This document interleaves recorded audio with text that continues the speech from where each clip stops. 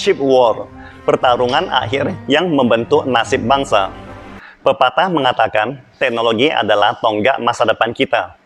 Pada era modern yang semakin terhubung, perkembangan teknologi semakin mendominasi kehidupan kita.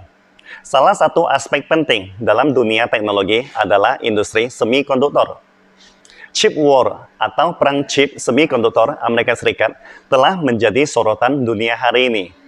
Dalam persaingan ini, kedua adidaya tidak hanya berjuang untuk mendominasi pasar, tetapi juga untuk memastikan keberlanjutan dan kekuatan dalam menghadapi tantangan teknologi global. Bila kita telusuri lebih mendalam, perkembangan industri semikonduktor memiliki sejarah panjang yang dimulai pada tahun 1945 dengan lahirnya komputer ENIAC di Amerika Serikat.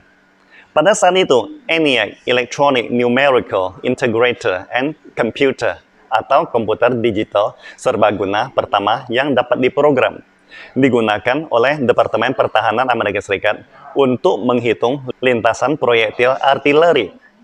Komputer pertama ini memiliki berat 30 ton dan mencakup area seluas 160 meter persegi. Para penemu tidak menyangka bahwa teknologi ini akan mengalami perkembangan pesat dalam beberapa dekade ke depan dan telah menjadi salah satu produk paling penting dalam revolusi industri ketiga yang secara total mengubah kehidupan manusia. Yang lebih tidak terduga adalah produk yang awalnya digunakan untuk tujuan militer ini akan menjadi faktor penentu bagi nasib dua negara terkuat di planet ini, Amerika Serikat dan China. Mulai dari superkomputer hingga perangkat elektronik konsumen, chip adalah kekuatan pendorong perkembangan masyarakat modern zaman now. Paman Sam menegaskan keunggulan mutlak mereka di bidang ini terhadap Tiongkok. Dengan kata lain, ini adalah bagian dari strategi perang dingin Amerika Serikat melawan Tiongkok. Pada tahun 2021 sampai 2022, pemerintahan Biden telah mengeluarkan sejumlah undang-undang terkait chip, termasuk sebagian besar dana dari Undang-Undang Investasi Infrastruktur Domestik telah diarahkan ke rantai pasokan chip di masa depan. Misalnya, Chip and Science Act 2022 berusaha mempertahankan rantai pasokan semikonduktor dan chip Amerika Serikat, memastikan keamanan mutlak mereka memonopoli chip global dan kepentingan perusahaan Amerika Serikat di atas kepentingan negara lain. Ataupun aliansi Quad Chip Alliance yang dibentuk dan dipimpin oleh Amerika Serikat juga bertujuan untuk memperbesar peluang dominasinya. Dari sini, kita dapat melihat bahwa Amerika Serikat memiliki dua aspek strategi dasar dalam kerangka memblokir pengembangan semikonduktor atau chip Tiongkok. Selama periode waktu yang cukup lama, industri manufaktur chip Amerika Serikat telah jauh tertinggal dari industri manufaktur chip di Asia seperti TSMC dan Samsung. Saat ini, mereka berharap produsen semikonduktor Amerika Serikat seperti Intel dapat merebut posisi yang lebih unggul dalam persaingan pasar untuk memastikan kepentingan negara Amerika Serikat. Di sisi lain, pemerintahan Biden juga sepenuhnya berambisi membangun serangkaian hambatan terhadap Tiongkok. Mereka mengharuskan rantai pasokan industri chip sekutunya di wilayah Asia ikut memblokir Tiongkok, melarang ekspor chip ke Tiongkok, dan membendung perkembangan perusahaan Tiongkok. Ini bukan lagi konspirasi Amerika Serikat, melainkan rencana yang jelas dan terang-terangan, dan merupakan penghinaan terbesar terhadap perdagangan bebas internasional. Amerika Serikat yang telah lama memegang bendera perdagangan bebas, sekarang juga memimpin dan merancang aliansi bisnis lintas negara khusus untuk memblokir dan menghambat perkembangan ekonomi negara lain.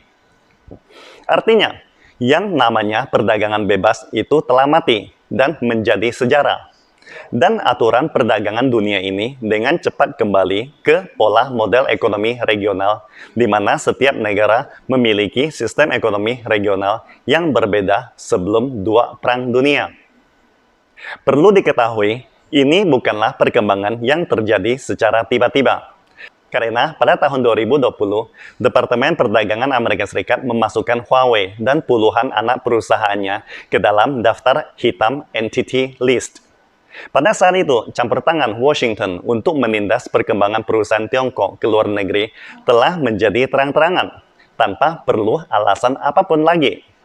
Setelah tahun 2015, dunia melihat banyak modal China mulai mengalir keluar untuk mencari pertumbuhan.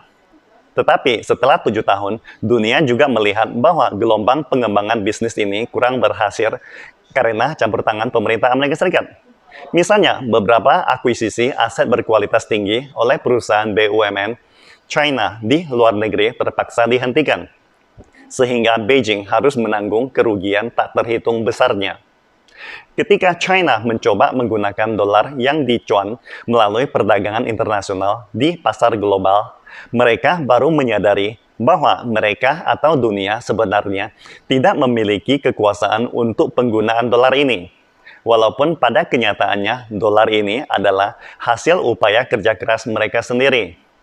Artinya, ketika perdagangan bebas tidak sesuai dengan kepentingan Amerika Serikat sebagai pembuat aturan, Paman Sam tidak akan ragu-ragu untuk menjara dan melakukan tindakan yang tidak adil, seperti menyita semua aset luar negeri Rusia atau menendang Rusia keluar dari sistem pembayaran global SWIFT. Jadi, sekarang, apa arti chip war bagi China? Tiongkok yang telah menjadi pemain kunci dalam industri manufaktur global, berusaha memastikan keberlangsungan pembangunan negaranya dengan mengisi kesenjangan dalam pengembangan teknologi semikonduktor. Mereka ingin mengejar ketinggalan dan menjadi salah satu pemain utama dalam pasar teknologi sipil. Melalui program Made in China 2025, Tiongkok berencana mengembangkan industri semikonduktor mereka sendiri dan mengurangi ketergantungan pada impor chip dari negara-negara barat. Chip war ini jelas telah membawa dampak signifikan terhadap inovasi dan perkembangan teknologi di berbagai sektor. Industri chip yang maju dan terdepan dapat memberikan dukungan yang sangat dibutuhkan dalam pengembangan kecerdasan buatan AI, mobil listrik, pengemudi otomatis full self-driving, dan sektor teknologi lainnya. Atau secara lebih spesifik dalam pengembangan mobil listrik, chip sangatlah penting untuk mengoptimalkan performa baterai, sistem pengisian daya, dan sistem pengendalian kendaraan. Namun sayangnya, sanksi dan perang perdagangan atau teknologi yang diluncurkan Washington telah menghambat kemajuan dunia dalam banyak aspek, termasuk upaya dunia untuk mengurangi emisi karbon di sektor transportasi. Dalam menghadapi tantangan chip war, sangatlah penting bagi kita semua untuk memahami pentingnya kolaborasi dan perdagangan bebas yang adil. Berbagai macam aliansi yang dibentuk oleh Amerika Serikat, Jepang, dan Korea Selatan bertujuan memonopoli rantai pasokan chip global, hanya ingin memastikan keamanan pasokan dan kepentingan mereka di bisnis internasional. Kolaborasi semacam itu telah menjadi unsur penghambat utama dan tantangan global dalam kemajuan teknologi semikonduktor. Sebagai kesimpulan, chip war mengingatkan kita akan peran krusial teknologi dalam masa depan kita. Teknologi telah menjadi tonggak kemajuan dalam berbagai aspek kehidupan manusia. Namun, persaingan ini juga mengajarkan kita pentingnya kolaborasi, perdagangan bebas yang adil, dan keberlanjutan dalam menghadapi tantangan teknologi global. Kita harus belajar dari sejarah dan berupaya untuk menciptakan lingkungan yang seharusnya mendukung inovasi, bukannya mengorbankan kerjasama lintas negara atau negara lain. Pastikan Anda subscribe dan follow akun ini supaya senantiasa mendapatkan info terbaru tentang teknologi terkini AI berkaitan. Salam Indonesia Maju!